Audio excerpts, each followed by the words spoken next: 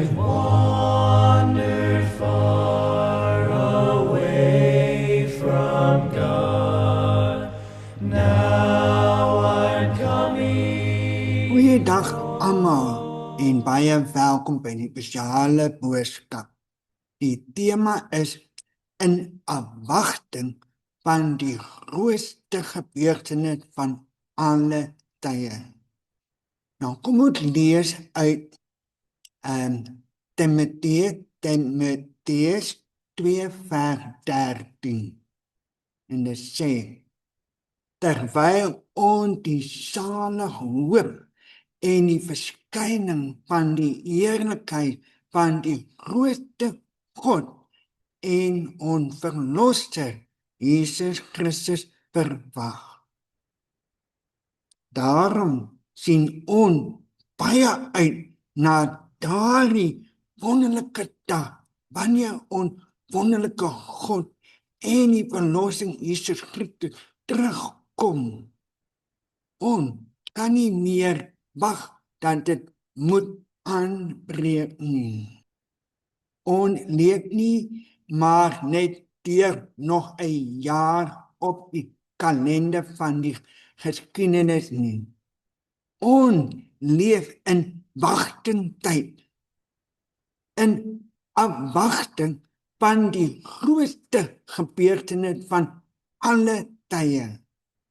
Nie 'n politieke verandering nie, nie 'n ware ekonomie herstel nie, nie 'n nuwe seksie van tegnologie nie, maar die openbaring van Jesus Christus in eerlikheid.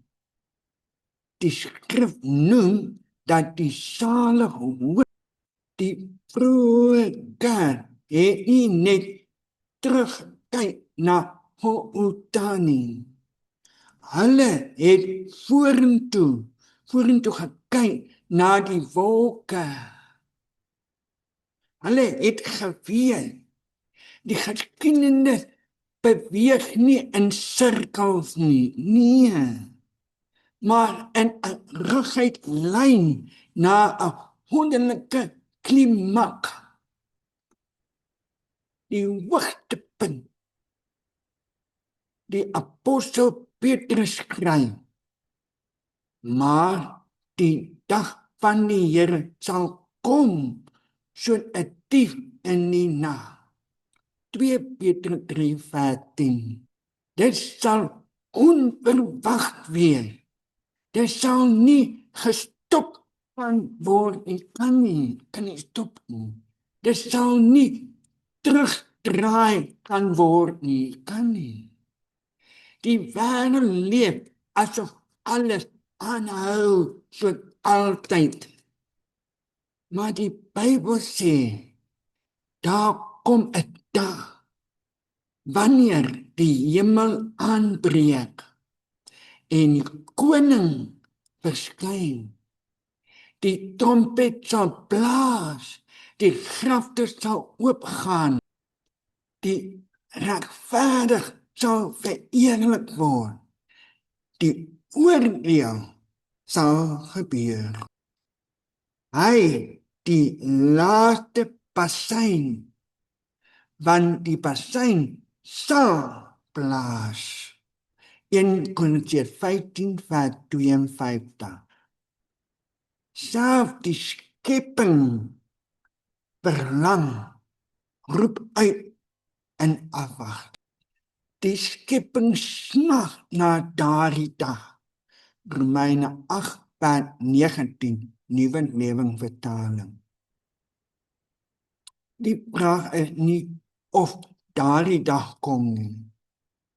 Die vraag is ongereed. Jesus self waarsku in Matteus 24 dat ons moet waak, want ons weet nie die uur nie. En in hoofstuk 25 vertel hy van 'n wyse en 'n dwaase maagde. Almal het gewag, maar net sommige was gered. Die grootste hartseer sal nie weet dat mense nie weet van die wêreldse gebeurte nie, maar dat hulle onvoorberei was vir sy kom. Ons leef dan nie in vrees nie, maar in heilige afwagting. Nie in bekommer of bang wees nie, maar in voorbereiding.